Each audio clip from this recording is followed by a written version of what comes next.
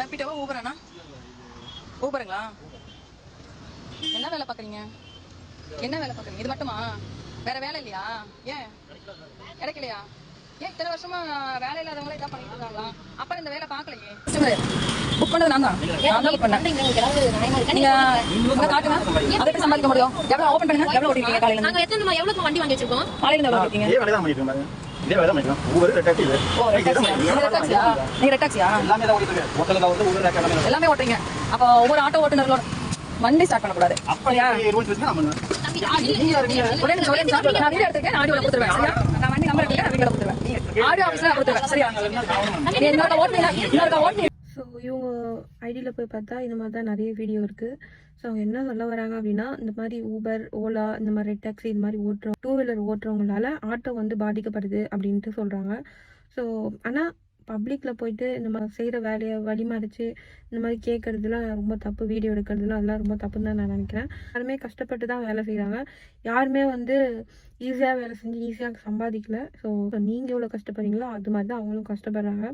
So அந்த மாதிரி வாலண்டரியாக போயிட்டு வீடியோ எடுத்து இந்த மாதிரி பப்ளிக்கில் போகிறதுலாம் ரொம்ப தப்பு. ஒவ்வொருத்தவங்களுக்கு எவ்வளோ கஷ்டம் இருக்கும் அப்படின்ட்டு அவங்களுக்கு தான் தெரியும்.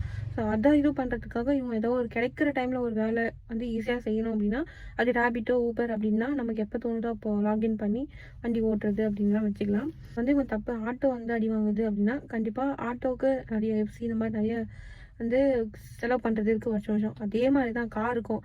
இப்போ காருக்காரங்க நினச்சா ஆட்டோக்காரங்கிட்ட வந்து ஃபைட் பண்ண முடியுமா? எல்லாம் ஆட்டோலேயே போகிறாங்க, காருக்காரங்க எதுவுமே ஓடாமல் நாங்கள் அடிச்சுன்னு உட்காந்துருக்கோம் அப்படின்னு ஃபைட் பண்ணலாம். அப்படி பண்ணலாமா? அப்போ அப்படி பண்ணால் உங்களுக்கு ஓகேவா? ஸோ அதை வந்து நம்ம கேட்கக்கூடாது. நீ ஏன் இந்த வேலை செய்கிற அப்படின்னு சொல்லிட்டு அவங்க வந்து ரிப்பீட் உங்களை கேட்டாங்கன்னா, நீ ஏன் ஆட்டோ ஓட்டுற அப்படின்னு கேட்டாங்கன்னா நீங்கள் என்ன பண்ணுவீங்க? ஸோ அப்படி தான் அது வந்து அவங்கவுங்க வச்சுட்டு அவங்கவுங்க வேலைக்கு தகுந்த மாதிரி அவங்கவுங்க வேலை செய்வாங்க. அதை வந்து நம்ம எதுவும் கேட்கக்கூடாது. உங்களுக்கு பிரச்சனை இருந்தால் டேரெக்டாக இந்த ஆப்பில் பட்டவங்க கிட்ட போய் பேசுங்க. அப்படி இல்லைன்னா ஒன்றும் பண்ண முடியாது. மக்களுக்கு எது வந்து கம்ஃபர்டபுளாக இருக்கோ அதுதான் சூஸ் பண்ணுவாங்க. நாட்டோக்காரங்களும் வந்து எல்லாரும் நல்லவங்க கிடையாது. அதிகமாக வாங்குறவங்களும் நிறைய பேர் இருக்கிறாங்க. ஸோ அதையுமே யோசிச்சு பார்க்கணும் நம்ம. பட் அப்படி நீங்கள் வந்து தடை பண்ண எல்லாம் ஓட்டக்கூடாது அப்படின்னா பஸ் ஓட்டக்கூடாது, கார் ஓட்டக்கூடாது, அப்படி ட்ரெயின் முக்கியமாக ட்ரெயினும் போகக்கூடாது. அப்படி எல்லாத்தையுமே இது பண்ண சொல்லுங்கள். அப்படின்னா ஓகே. ஏன்னா எல்லாத்துலேயுமே ட்ரெயின்லலாம் இன்னும் நிறைய பேர் போவாங்க. இது சொல்ல மறந்துட்டேன். இப்போ மெட்ரோ வேறு வந்துடுச்சு. ஸோ மெட்ரோ வந்துட்டு ஃபுல்லாக அவ்வளோதான், எல்லாம் மெட்ரோவில் தான் போவாங்க. பஸ்ஸில் அடிச்சுட்டு போகிறாங்க. யாருமே இல்லாமல் காலியாக போகுது பஸ்ஸே.